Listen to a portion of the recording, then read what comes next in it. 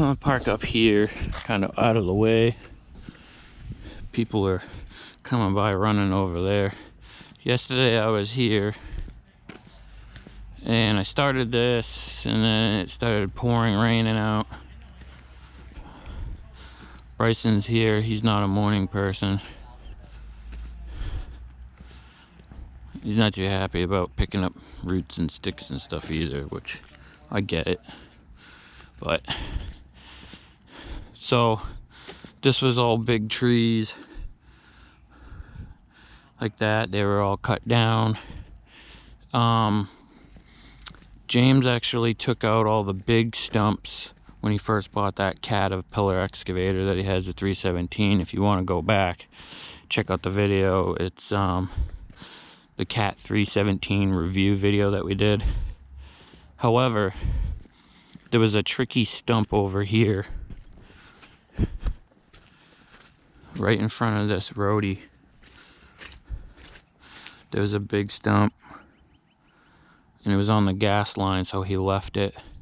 And then I brought the Mini in here and had the DigSafe people come back out, because all the DigSafe flags got messed up when he was pulling all the other big stumps.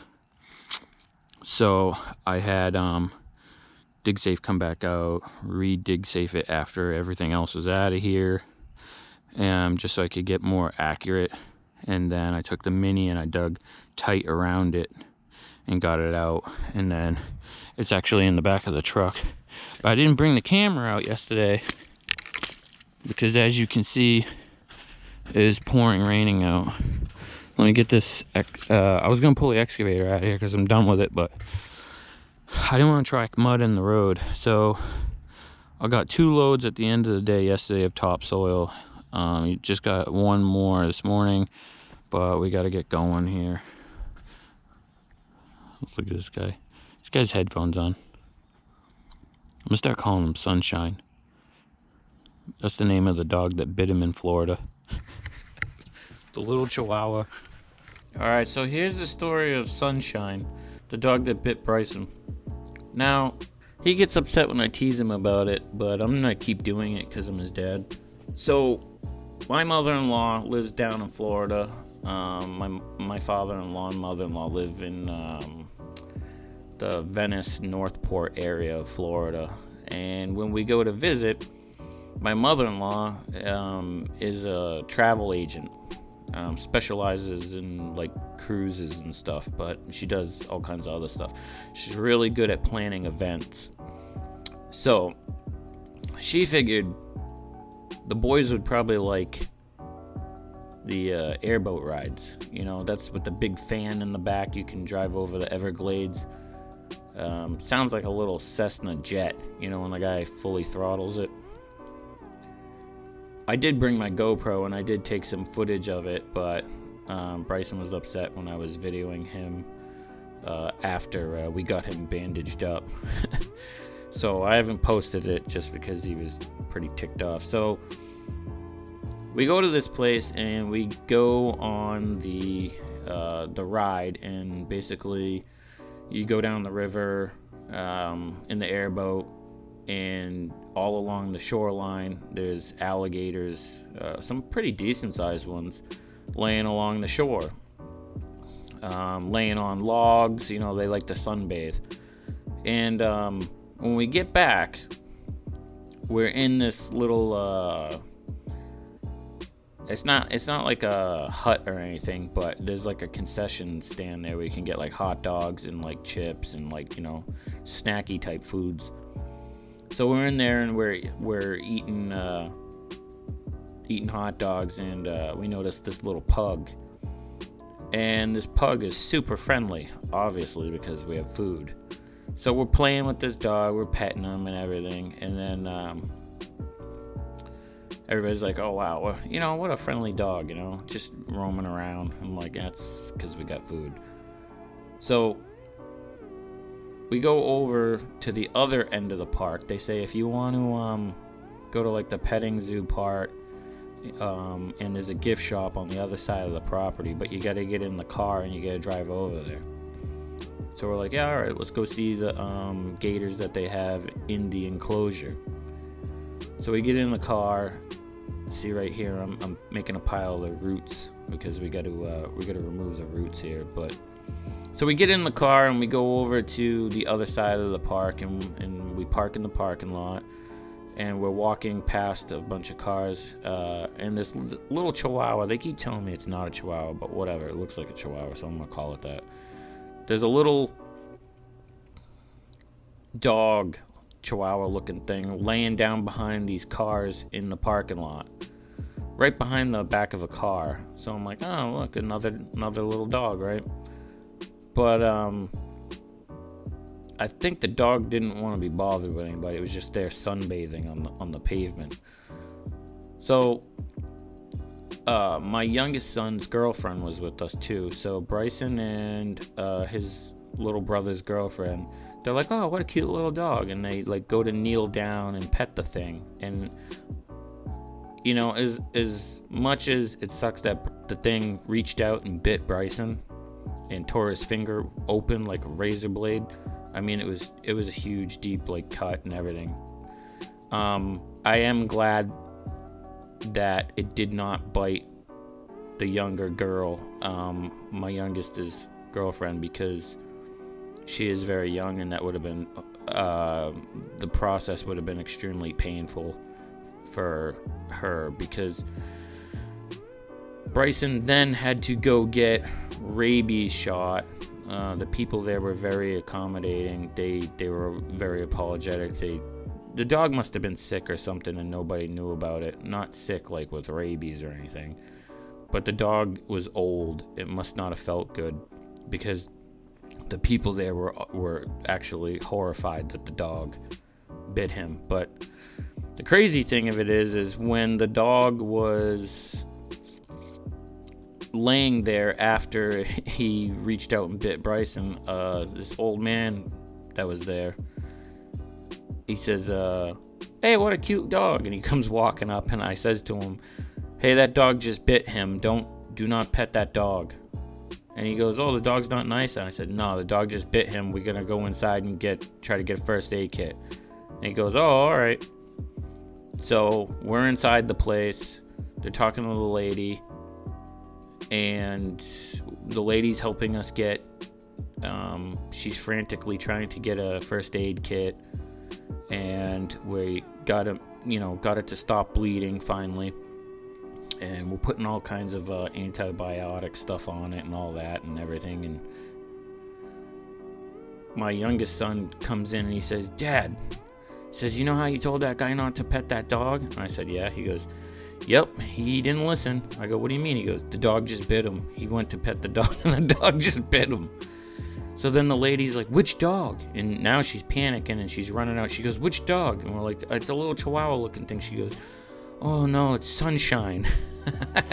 So I looked at Bryson and I said, you know, leave it to you to come to a gator park, okay, with all these gators and all kinds of stuff that could bite you and really cause damage, and you get bit by a little dog named Sunshine. And he wasn't too happy. Now, he didn't think it was funny. I mean, obviously it's not, you know, but it ended up getting worse for him, because once they called their veterinarian right away to get the medical records of the dog, and then come to find out the dog was just over its limit of shots, rabies vaccines, all that distemper stuff. So my son then had to he went to the urgent care first, right after we left there, and they said they don't do rabies shots, you have to go to a hospital. So then we took him to the hospital, and he was there for hours. And the way he describes it is they take the rabies shot. The first shot you get is a series of them. The first shot you get directly into the wound multiple times. And he said it was the most excruciating pain he had ever felt in his life. And the doctor told him right away, he said, just to let you know, this is going to be the worst thing ever for you, because I have to shoot this directly into the wound multiple times, repeatedly sticking the needle into the cut itself. And he said he would have rather got bit by the dog 100 more times over. So I could just imagine, because of like the series of shots, when he got home, I think he had one more in Florida the following week, but then when he got home, he had appointments here. He had to get more shots, but those were in the arm. I think the first shot in the series that you get is actually directly into the wound. So yeah, and the only thing it is, I hope they don't put the dog down. I haven't heard anything about the dog, but I mean, I hate to see stuff like that happen to the dog, because I love dogs, but I mean, obviously there's something, wrong with the dog, because the dog, they said, almost, none of their dogs have ever bit anyone before, so I think maybe the dog's just getting old or whatever. But either way, that's the story of Sunshine. So we're gonna finish spreading this dirt here in the mud.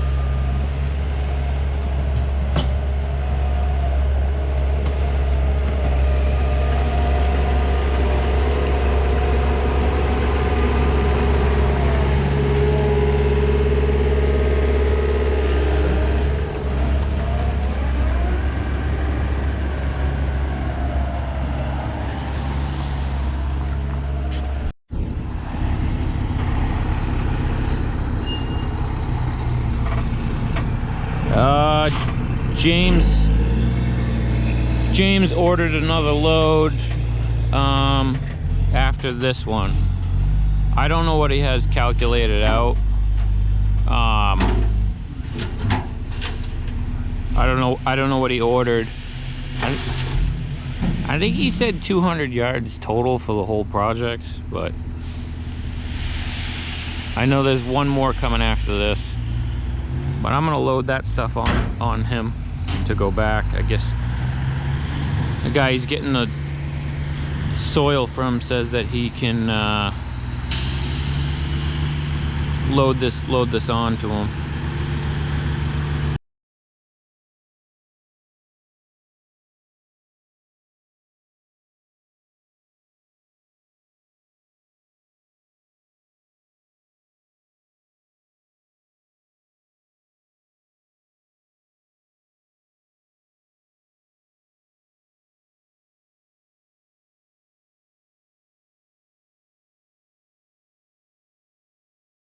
All right, and it's all good, all graded out.